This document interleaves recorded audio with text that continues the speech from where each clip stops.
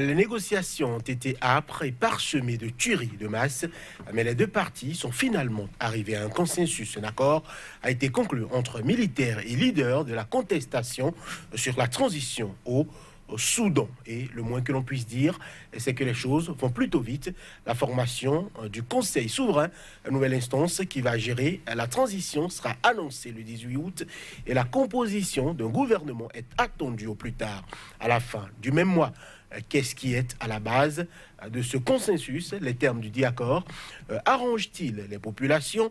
Les points d'achoppement sont-ils finalement levés? Quel sera le sort réservé au RSF, la redoutable milice à la solde du numéro 2 du Conseil militaire qui dirige encore le pays? Enfin, quelles assurances y a-t-il que les accords issus de ces discussions seront respectés jusqu'à terme? Soudan, signature d'une déclaration constitutionnelle en vue de la transition politique. Enfin, le bout du tunnel pour le peuple. La question sera posée, c'est le thème du premier débat du jour. Dans un second temps, nous aborderons la mutation nouvelle du paysage politique ivoirien face au mastodonte RHDP, le rassemblement des oufouettistes pour la démocratie et la paix. L'opposition s'organise. En effet, et c'est de la bouche de Henri Konan Bédié qu'on l'apprend, on pourrait bientôt voir le jour une coalition de partis politiques pour affronter Alassane Ouattara et sa coalition avec le scrutin présidentiel d'octobre 2020 en point culminant. Et l'éléphant annoncé viendrait avec beaucoup de force. L'ancien chef d'État ivoirien affirme que cette plateforme devrait inclure le Front populaire ivoirien de Laurent Gbagbo et l'ancien président de l'Assemblée nationale, Guillaume Kigbafouri Soro. Même si rien n'est encore signé, les différentes chapelles à la manœuvre pour l'érection de cette plateforme affichent leur optimisme. Une coalition FPI, PDCI, Soro, pour quel intérêt dans la Côte d'Ivoire d'aujourd'hui et de demain? N'est-ce pas là une alliance de circonstances? Quelle pourrait être la plateforme revendicative d'une telle coalition? Enfin, le RHDP a-t-il des raisons de s'en inquiéter? Côte d'Ivoire annonce prochaine du plateforme PDCI, FPI, Soro. Pour quel poids face au RHDP? C'est le second thème du jour. À chacun et à tous, bonjour et bienvenue. Place au débat sur l'issue de la crise née du départ d'Omar Hassan El-Béchir au Soudan. On revient après la virgule.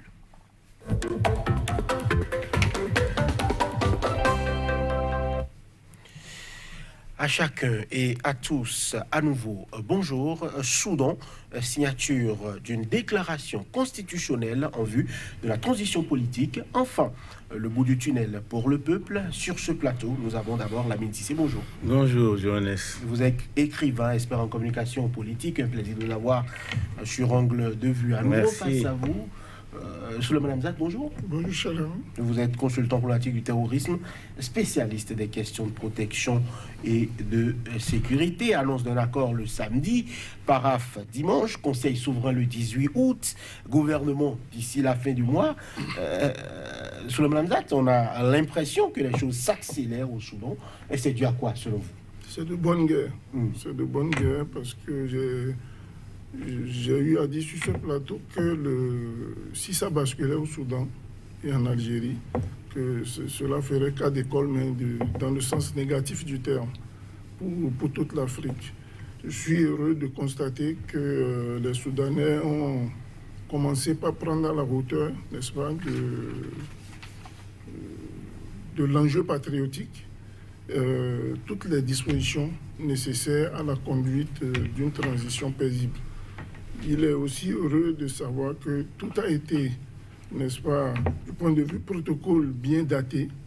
Et le reste, il ne reste qu'à croiser les bras et les doigts et souhaiter que tout se passe dans le calme et la sérénité. Voilà, Lamine Sissé, les choses vont très vite au Soudan aujourd'hui. Est-ce que c'est l'implication du Premier ministre éthiopien Abiy Ahmed qui s'est déplacé personnellement au Soudan, ou aussi, je dirais, la conduite effective des dernières négociations par l'Union africaine et donc ses représentants? Est-ce que, selon vous, c'est à l'implication donc des organisations supra, on va appeler comme ça, qui donne ce résultat-là, ou bien c'est forcément de la volonté des deux parties actuellement en train de se disputer la gestion?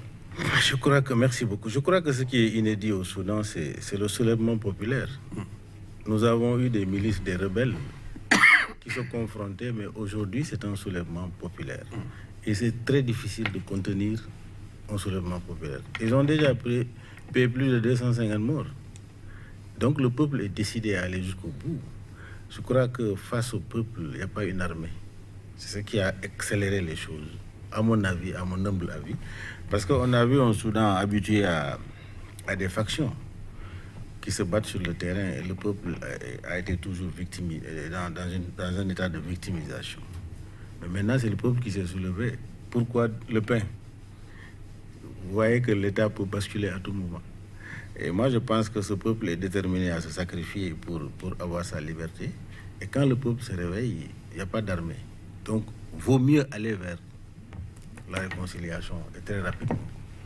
Voilà, on parle d'un conseil souverain qui comprend 6 civils et 5 militaires, qui sera dirigé par un militaire pour la première année et demie de transition.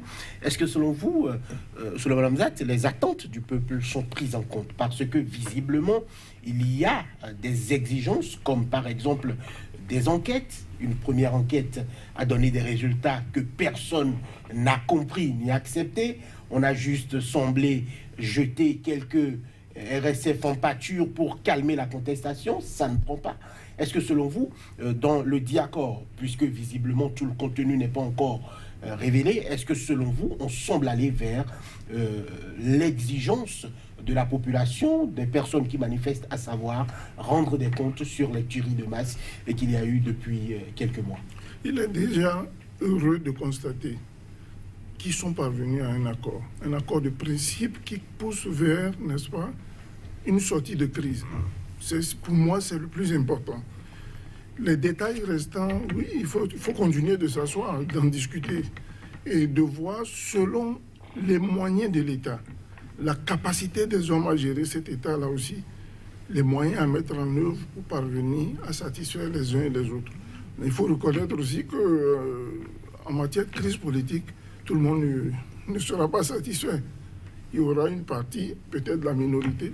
Très souvent d'ailleurs, ce sont les minorités qui sont satisfaites au détriment de la majorité. Donc mon souhait, c'est qu'il continue à avoir dialogue, n'est-ce pas, au sein de la classe politique soudanaise, et que les militaires surtout favorisent, n'est-ce pas, cette avancée-là, qu'il n'y ait pas de remue-ménage, comme on a vu là, vous avez vu, au bout de 3 ou 4 mois de transition, on se retrouve avec 2-3 coups d'État déjà, de manquer. Je souhaite qu'il y ait une accalmie et que les uns et les autres s'asseyent, essayent d'avancer, n'est-ce pas, dans le cadre des accords qui ont été trouvés et que cela se passe dans le calme. Voilà, alors on parle d'un Premier ministre civil qui sera désigné le 20 août au plus tard, des membres du gouvernement pour le 28 prochain, tout s'accélère. Est-ce que selon vous, il n'y aura pas forcément bientôt une autre bataille, c'est-à-dire celle du positionnement, puisque on parle d'une contestation, on parle de plusieurs représentants de la contestation, il y en a des dizaines, peut-être même une bonne centaine, mais aujourd'hui qu'il faut quitter la rue pour aller dans les bureaux, parler de gestion de l'État, comment cette transition va pouvoir se faire au niveau de la contestation selon vous? Oui, moi je crois que la volonté est commune. D'abord, la volonté fondamentale, c'est la liberté. Le peuple soudanais a été tout le temps opprimé. Il aspire à la liberté au prix de sa vie. Ça, c'est fondamental. Donc, l'objectif à atteindre, c'est la liberté du peuple soudanais et la démocratisation du système. Ce serait très difficile, mais c'est le peuple qui le veut. Ça, c'est un. Deuxièmement, moi, je pense que nous avons des hommes nouveaux qui sont venus à la tâche. Parce qu'en fait, l'accord global, il y avait d'abord l'accord politique et ensuite l'accord constitutionnel qui ont été signés. Tout à fait. Et je crois qu'il faut avoir une feuille de route dans un processus. Donc la feuille de route, c'est un processus qui doit être engagé. Et ça contribue à l'apaisement. Vous savez, l'effervescence dans la rue, la joie du peuple qui jubile, comme si déjà il a eu cette liberté qu'il est en train de mener. Donc, ces dirigeants-là n'ont pas droit à l'erreur. Parce que l'exemple est donné, 30 ans de pouvoir de Béchir. Aujourd'hui, il est où? Il est où aujourd'hui? Mais c'est ça, effectivement. Je crois que la leçon, elle est bien prise. Maintenant, évidemment, dans les rangs, il y aura des anciens qui ont peur, qui auront des comptes à rendre. Mais il y a des nouveaux qui sont là. Pourquoi il faut aller à l'apaisement?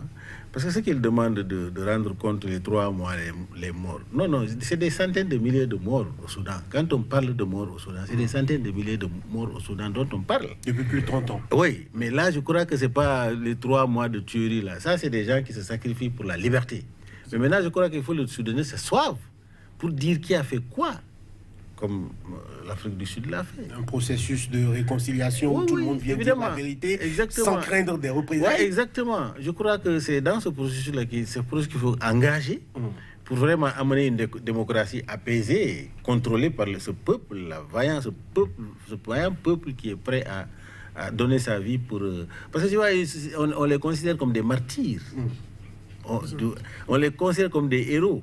On les honore déjà. Donc, tu vois, je suis prêt à donner ma vie pour que mon peuple se libère.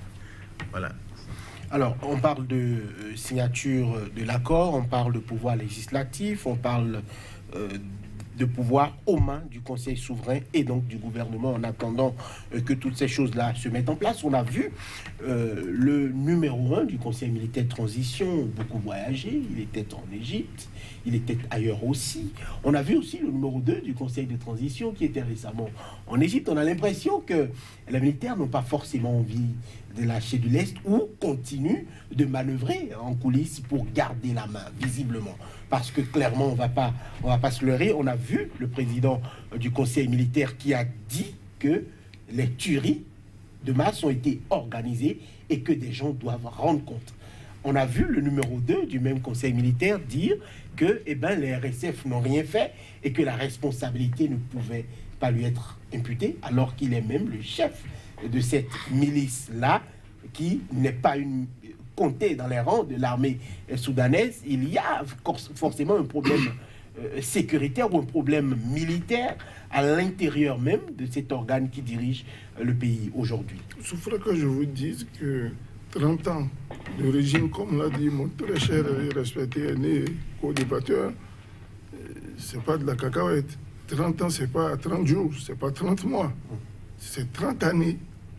Donc, il se passe que durant ces 30 années, le régime a dû asseoir sur le plan sécuritaire un certain nombre de stratégies, a mis en place un certain nombre de structures. A commis des exactions.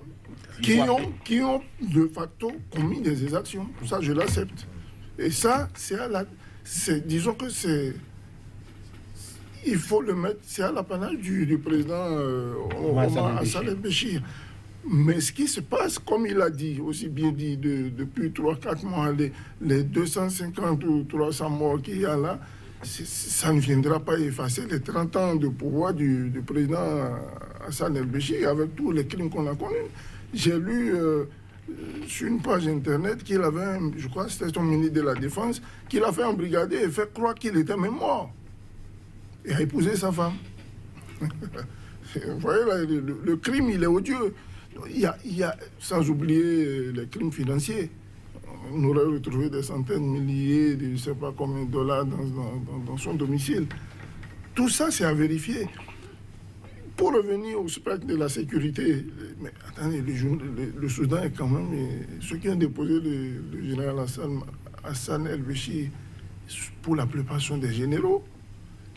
Et ses collaborateurs. Ah oui, la nuance, elle est là. Ce sont des généraux et ses collaborateurs. C'est le ministre de la Défense qui l'a déposé. Son ministre de la Défense. Il reste son collaborateur le plus proche. Nommé quelques mois auparavant. Il reste quand même... Il reste comptable de son bilan. Il lisait dans le système. Exactement. Il lisait dans le système. Donc, il était là. Donc, étant donné que ceux qui l'ont déposé continue la marche, vous croyez que la machine va changer du jour au lendemain? Ne changera pas du jour au lendemain. Le deuxième paramètre, c'est que tous les voyages que vous voyez là, la stratégie géopolitique sous-régionale, elle est due au fait aussi que vous remarquez que le général Fattah al-Sisi de l'Égypte souhaiterait bien avoir des généraux autour de lui. La Libye, avec le général Haftar, lui-même, général, le Soudan, les généraux, et autour, essayer de voir comment solidifier d'abord son pouvoir. Parce que l'Égypte reste toujours face au problème islamiste. Et le Soudan, n'oubliez pas, je vous ai dit ici, a abrité des bases comme celle d'Al-Qaïda. Oussama Ben Laden y est resté des années. Donc, ouais, tous ces paramètres politiques font en sorte que les dirigeants actuels du Soudan sont obligés d'aller dans toute la sous-région pour consolider, n'est-ce pas, les acquis des accords qu'ils ont eus tout dernièrement. Mais ça ne s'arrête pas là. Il faut voir dans le futur. Si tel est que ils font tous ces déplacements que nous maîtrisons en réalité pas, mais souffrez que je vous dise qu'il y a d'autres paramètres ici qui ne disent pas leur nom. Lesquels? Je préfère m'attarder dessus. Vu que l'actualité est encore brûlante, notre souci, c'est de voir le Soudan émerger de cette crise, sortir de cette crise, pas de s'enfoncer. Alors, il y a des choses que nous ne nous permettrons pas de révéler ici sur ce plateau. Souffrez que je vous repose encore la question. Nous avons besoin d'informations. Je vous ai parlé, je vous donne, je soulève, bon, je crève l'abcès. Prenez le cas du dernier coup d'État qui s'est passé. La tentative de coup d'État. Qui a échoué, oui. Mais on n'en connaît pas les auteurs. Il y a eu des généraux qui ont été arrêtés. Ce qui se dit. Certains ont été relâchés par la suite. Vous pensez que si je viens vous renverser, vous m'enfermez, vous me libérez et vous me remettez dans le système de nouveau. Il y a quelque chose qui ne coche pas. Moi, vous me faites un coup d'État, ayez la chance de me tuer. Parce que si vous me loupez, je ne vous louperai pas. C'est un principe de guerre. C'est un principe de l'armée. Si eux... On coupe des têtes au sein donc du Conseil militaire, selon vous? Il se passe des règlements de compte. Ça, c'est évident. Et ces règlements de compte, c'est pour cela que je disais à l'entame de cette émission, je prie, et mon souhait, c'est que les Soudanais, au vu des accords qui viennent d'être signés, et surtout la partie militaire, puissent favoriser, n'est-ce pas, cette éclosion démocratique. Si les militaires n'essayent pas de se calmer et songent à se retirer du jeu politique, je souffre qu'on fasse du tourbillon. Voilà. Alors, la ministre? Oui, moi, ce qui m'enchante, c'est l'accord global a tenu compte de la situation conflit. Parce qu'on est au Darfour, c'est une poudrière. Tout à fait. Et l'accord global a tenu compte du règlement de tous ces problèmes-là. Parce qu'en fait, c'est tout ce qui entre en jeu dans ces accords-là. Maintenant, quand vous parlez de l'Égypte, c'est tout à fait légitime parce que l'effet d'entraînement peut perturber l'Égypte. L'Égypte est rassurée. Il y a l'Arabie Saoudite aussi. On a l'impression qu'on préfère avoir un régime militaire toujours pour contrôler le Soudan plutôt que de laisser des poussées de liberté, des poussées populaires. Non, je pense que le Soudan, les militaires, ils ont plutôt peur. Ils ont plutôt peur parce qu'ils sont comptables des exactions et des meurtres. Il faut qu'ils soient rassurés. Parce que les militaires ne sont pas rassurés. On ne peut pas tout de suite donner le pouvoir aux civils et puis mettre la corde au cou. C'est ça le problème. Leur problème fondamental, c'est ça. Et je crois qu'ils ont en face d'eux des gens qui sont épris de liberté. Mais l'enjeu est de taille, d'autant plus que les règlements de compte, c'est énorme. C'est énorme. C'est pourquoi c'est un œuf dans la main. Il faut aller tout doucement. Alors, je crois que les pays limitrophes, ils ont intérêt à avoir un Soudan qui ne donne pas un modèle qui vienne perturber leur existence. Prenez par exemple quand la Tunisie a éclaté avec ce qu'on appelle le printemps arabe. Mais le Maroc automatiquement a pris les devantures pour faire des réformes automatiquement.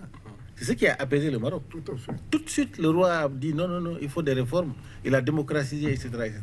Il y a toujours un effet d'entraînement parce que c'est les mêmes peuples, en fait, c'est les mêmes compréhensions, c'est les mêmes langues d'une manière générale. Alors, c'est ce que moi, j'ai à dire par rapport à cette situation-là. Et je pense que le Soudan reste quand même fragile.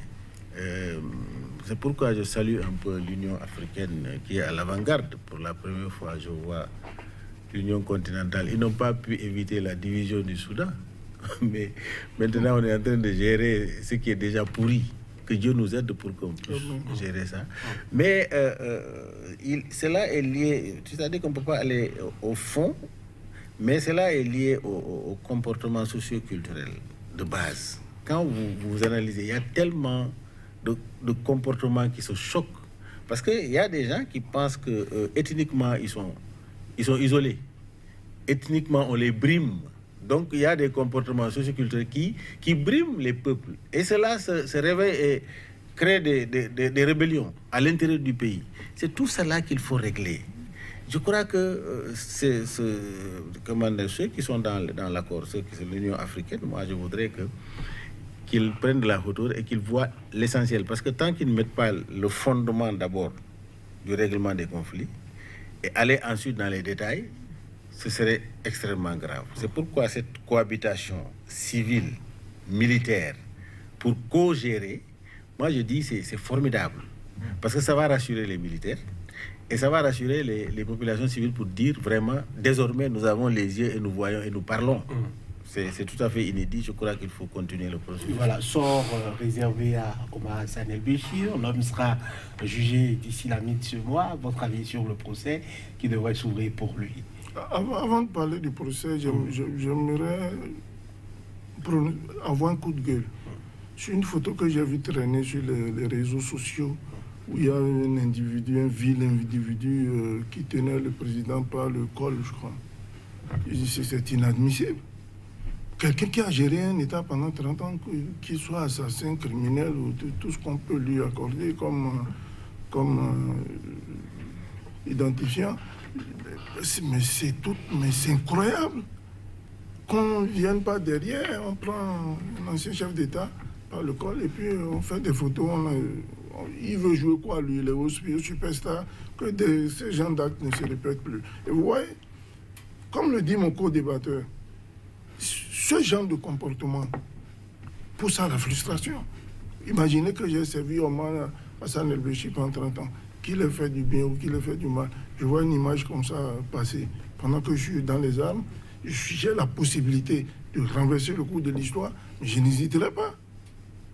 Je vous parle en tant que soldat. C'est des choses qui ne se font pas.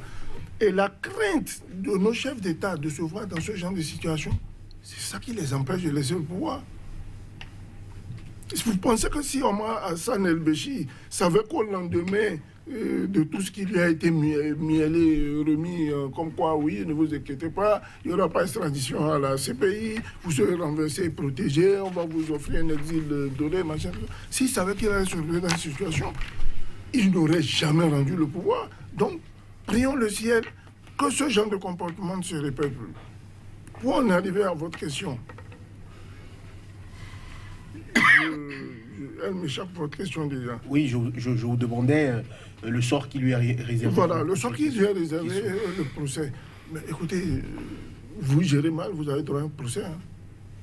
Qui que vous soyez, la seule autorité et puissance, c'est celle d'Allah. Celle de Dieu, pour ceux qui sont chrétiens. En dehors, nous, tous là, on est passants. On est dans un marché, on passera tous. Mao Zedong est mort, la Chine n'est pas tombée. Hein. Thomas Sankara est mort dans les conditions que le Burkina n'est pas en feu. C'est vrai qu'il y a des moments tumultueux, mais les pays continuent de faire leur avancée. Et pour cela, je souhaite que ce procès-là se tienne dans le plus grand calme, dans la plus grande sécurité.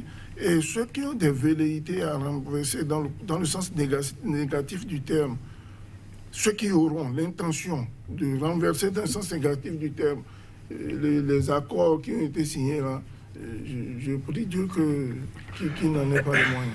Voilà. Alors, le sort réservé à Omar Hassan El-Béchir, est-ce que ce n'est pas trop vite ouvrir une boîte de Pandore? Parce que non, c'est visiblement tout, sur tout le monde, sur les 30 dernières années. C'est très tôt. C'est très tôt. Parce qu'en fait, je crois que c'est de l'amateurisme. Ce qui doit être fait, c'est de consolider ce système de démocratisation, de le consolider et d'asseoir les bases institutionnelles. Donc on aurait pu le garder en détention. Ils ont dit dans 3 ans la cohabitation. Mais il faut gérer cette cohabitation-là et amener les gens à rédiger une constitution, etc. Amener les gens à aller aux premières élections. Après, on va aller au jugement. Mais si on veut commencer en même temps les règlements de conflit, c'est de créer des tensions dans le pays. C'est pas gérable. Maintenant, je comprends l'attitude de mon co-débatteur qui est un militaire de carrière. C'est vrai, il met en garde qu'il ne faut pas créer de la frustration. Mais je crois que celui qui a tiré par le col, ce n'est pas lui en fait, c'est les actes de Omar El-Béchir. Parce que c'est le mal qui se paye par le mal. Il le sait en tant que musulman. Quand tu fais du bien, tu récoltes le bien. Quand tu fais le mal, tu récoltes le mal. Donc lui, il est victime de ses actes lui-même, Omar El-Béchir. Voilà, donc je comprends, c'est pas même pas, je préfère que ce soit mais un avertissement.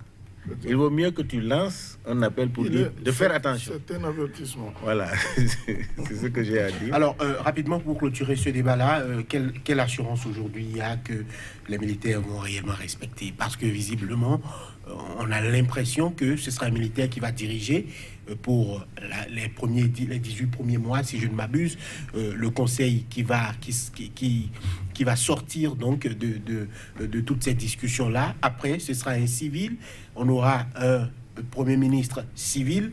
On aura un gouvernement civil.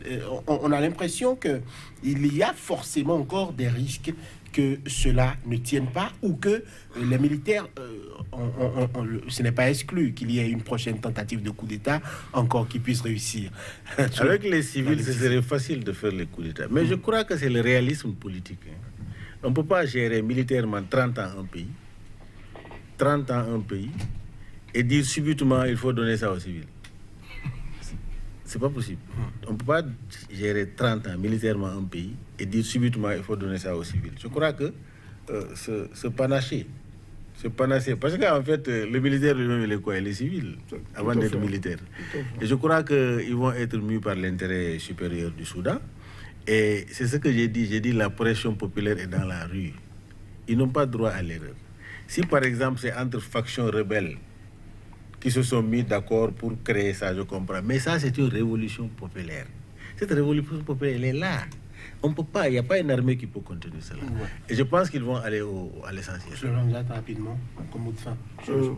Écoutez, moi, mon mot de fin, c'est que les accords soient respectés, que les militaires surtout jouent leur partition et n'empêchent pas une éclosion démocratique au Soudan. Voilà, c'est la fin du premier plateau. Place à l'actualité en Côte d'Ivoire, actualité extrêmement riche aussi.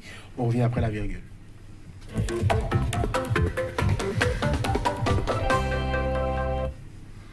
Côte d'Ivoire, annonce prochaine d'une plateforme PDCI, FPI Soro, pour qu'elle poids face au RHDP. Henri Colombédi, après avoir quitté le RHDP, convole désormais en juste noces avec Laurent Gbagbo et probablement Guillaume Kibafouri Soro. Coalition sans idéologie, selon vous, l'année 17? C'est-à-dire que quand j'analyse, je vois... C'est-à-dire que je n'ai pas de mots en tant qu'acteur politique. Puisque j'ai l'impression que ces leaders politiques, ils ne respectent pas le peuple ivoirien. Puisqu'en Côte d'Ivoire, en fait, j'ai l'impression qu'il n'y a pas un combat de principe, c'était un combat de privilège. Si tant est que c'est un combat de principe, je suis en train de voir et où qui se réconcilient. Quand je dis et où, ça veut dire que celui qui a fait la promotion, n'est-ce pas, de l'ivoirité, qu'on a bégué, et qui est parti combattu par l'autre qui a dit il faut être de père et de mère et où leur grand-père soit des Ivoiriens. Et c'est ce qui a amené, c'est la cause profonde de la crise ivoirienne avec l'exclusion de Alassane Ouattara. Et je vois une personne qui a pris les armes pour dire ça, par principe, ça ne doit pas se passer en Côte d'Ivoire. On ne peut pas exclure sur le fichier électoral plus de 40% des Ivoiriens. Et c'est eux qui se réconcilient aujourd'hui. Mais le combat de principe se trouve où finalement? Alors moi je dis, c'est un cirque que je suis en train de voir. Parce qu'on ne peut pas gouverner le peuple par des émotions. Parce que je ne suis pas d'accord avec l'autre, je vais aller chez l'autre. Même l'autre là que j'ai diabolisé l'année dernière, il n'est plus diable, il est propre. Mais moi, Guillaume Soro, il m'inquiète en tant que jeune leader. C'est quelqu'un que moi, personnellement, j'admirais. Je disais, mais ce monsieur-là, il a sacrifié sa vie. Parce que celui qui prend les armes, tu es prêt à mourir. Il a sacrifié sa vie pour dire, il faut que la Côte d'Ivoire, il n'y aura pas d'exclusion en Côte d'Ivoire. Parce que nous avons vu, à cette époque, dans les plantations, il y a plus de 100 000 personnes qui fuyaient. Les Ivoiriens frappaient les Burkinabés qui ont contribué à construire la Côte d'Ivoire, qui était là depuis 1930, depuis 1940. Les Blancs n'étaient pas là. Eux qui étaient dans les plantations, on les chassait parce qu'ils ont les noms à consonance burkinabé. Donc, il y avait plus de 100 000, 200 000 qui fuyaient au Burkina Faso. C'était une déclaration de guerre, ça. Ça, l'impact a créé la rébellion forcée. Il ne faut pas s'étonner. Alors moi, je vois les gens qui font des analyses superficielles, c'est-à-dire ils prennent des effets pour analyser, ils laissent les causes de la crise ivoirienne. Les causes fondamentales de la crise ivoirienne, c'est créer des lois. Quand vous voyez un président de la République dans un pays qui est en train de créer des lois d'exclusion, il faut te dire qu'il est en train de plonger son pays dans une guerre. Parce que la finalité, c'est ça. Frustration plus frustration, ça crée la guerre. Et maintenant, quand ça pète, on dit c'est l'opposition. Mais toi, tu as posé quel acte pour arriver à cela? Et ce sont ceux-là qui se réunissent aujourd'hui parce que tout simplement, je ne suis pas d'accord avec Alassane Ouattara. L'autre, je ne suis pas d'accord avec ça. C'est une question d'intérêt personnel. Ce n'est pas le peuple, en fait. Voilà, votre avis est Alors clair. moi, c'est ces analyses-là que je vous pose la question. Maintenant, dans les questionnaires, on verra, vous avez dit quel poids, on verra tout cela. Souleymane Hamzat ne sera sans doute pas de votre avis. On a nombre de gens aujourd'hui qui estiment que c'est juste une association de fâchés avec le RHDP, mais visiblement, on a le FPI, on a le PDCI et on a Guillaume Kiba-Fory-Soro et son mouvement qui adhèrent à une prochaine plateforme d'action pour faire reculer, tout du moins, le RHDP du président Alassane Ouattara. Quand je parle de la Côte d'Ivoire, je parle avec beaucoup de réserve. C'est un pays que je connais très bien. Je compte beaucoup d'amis, aussi bien au niveau de l'armée que dans la classe politique. On se retrouve face à un schéma où il faut faire partie le président Alassane Ouattara. Il s'agit de stratégie politique, de conquête de pouvoir. Mais si vous allez à la conquête du pouvoir, que hier vous étiez des opposants, si vous décidez de vous réunir, cela ne sera pas sans étincelle. Là, c'est bien et beau de voir tous les acteurs, en tout cas ceux qui se disent aujourd'hui opposants au RHDP, voir faire tout le tintamarre qui se passe en Côte d'Ivoire. Mais cela n'augure pas de stratégie à rassurer les Ivoiriens. Les Ivoiriens qui sont dans la rue, on n'a jamais été leur poser des questions pour leur dire qu'est-ce que vous pensez de ce que nous faisons. Donc le problème, il reste entre les politiques, il est géré par les politiques au détriment de la nation. Imaginez-vous qu'une quatrième voix de quelque part se lève et dit voilà, nous sommes prêts à changer le mot d'ordre. Et vous voyez, les jeunes comme l'ex-président de l'Assemblée nationale, Kiba-Fory-Soro, trouveraient mieux à faire un combat en aparté que de retourner avec les mêmes qui ont plongé la Côte d'Ivoire. Ah non, pour l'heure, on parle de plateforme pour avoir des acquis politiques. On ne dit pas que c'est une plateforme pour aller aux élections présidentielles ensemble. Mais écoutez, puisque visiblement, on a l'impression, Lamine Cissé, que le président, l'ex-président Rikono Bédié sera candidat.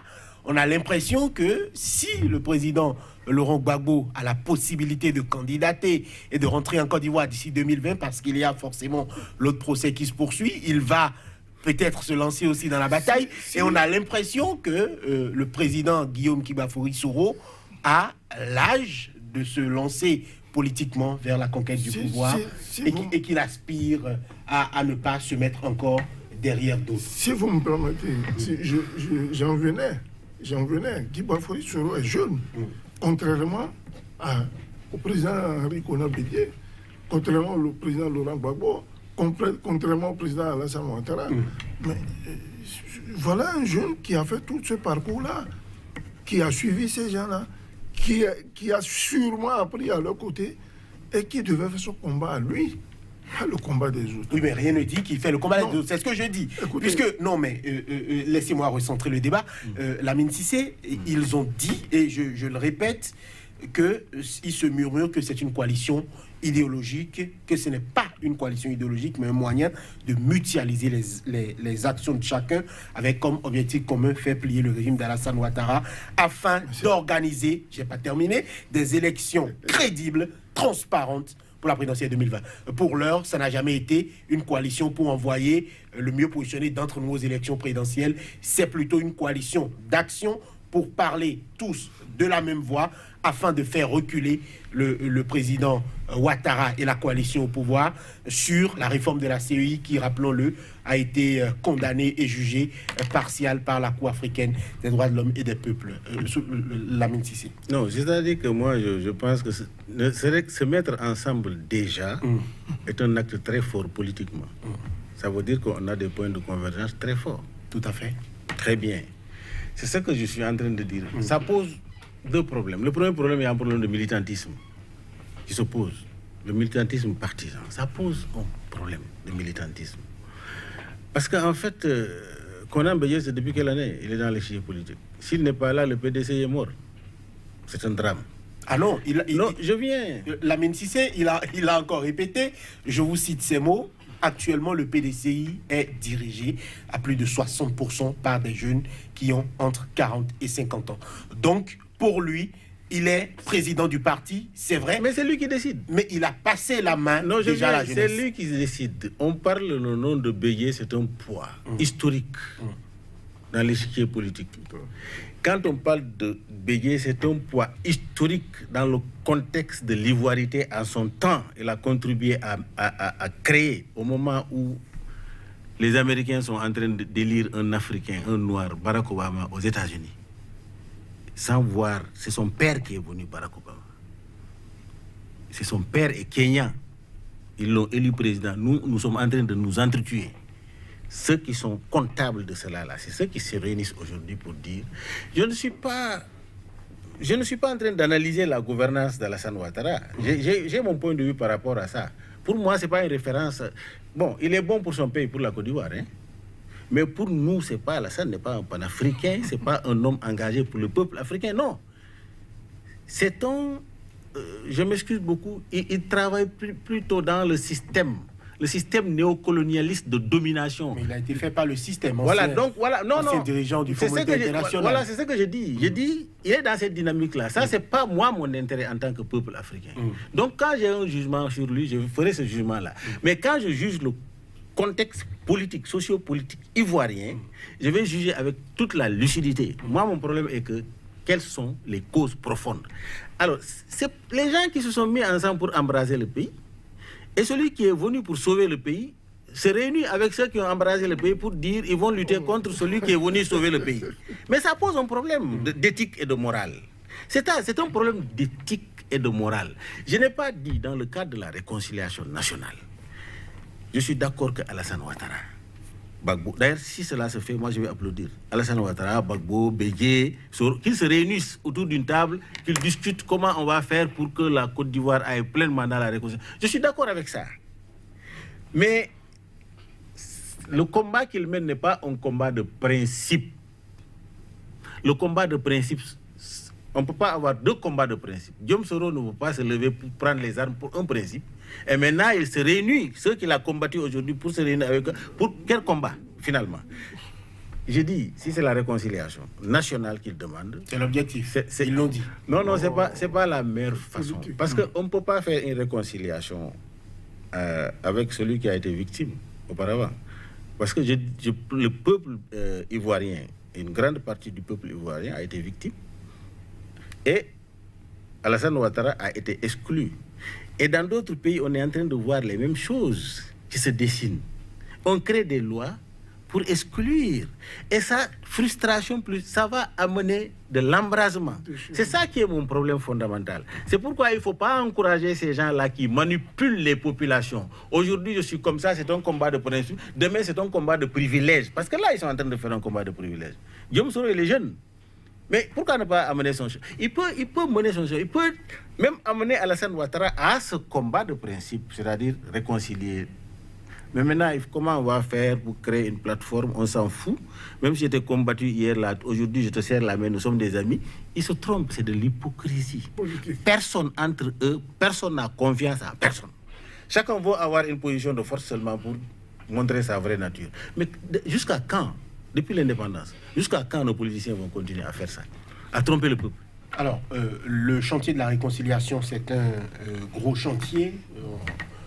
Beaucoup reprochent au président Alassane Ouattara de n'avoir pas fait grand-chose ou de n'avoir pu faire grand-chose sur ce chantier-là. Est-ce qu'aujourd'hui, le fait que la grande partie de l'opposition parle d'une voix unie et demande donc que le chantier de la réconciliation puisse aller de l'avant et que la paix puisse se faire avec, pourquoi pas, le régime, parce que le FPI, l'aile Laurent Gbagbo l'a dit et répété, ils sont prêts à discuter avec le RHDP dans le cadre de la réconciliation nationale et pour aller sur une plateforme revendicative afin de crédibiliser et d'avoir des élections transparentes pour 2020 notamment. Est-ce que, selon vous, ce chantier a, pourquoi pas, je vais dire, des étincelles ou des lueurs d'espoir de prospérer dans les prochains jours, les prochaines semaines? L'opposition ne parle pas encore de la même voix. Ils sont en train de se réunir pour parler de la même voix. Mais à quel objectif? C'est ce que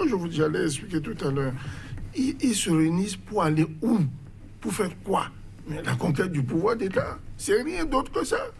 Mais comme le dit mon co-débatteur, nous qui nous sommes boxés hier, cassés la gueule et tout ça, là, ça ne va pas être aussi facile que ça de nous réunir et de dire, bon voilà, celui qui est là, il nous emmerde, il nous fatigue, essayons de le...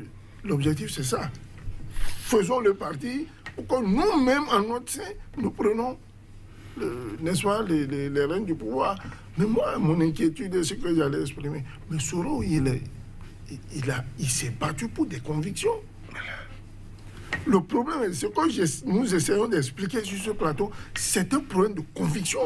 S'il a pris sur lui les armes, il est descendu sur Abidjan, ils ont pu s'arranger avec la complicité de ceux que nous connaissons pour faire partie du président Laurent Gbagbo.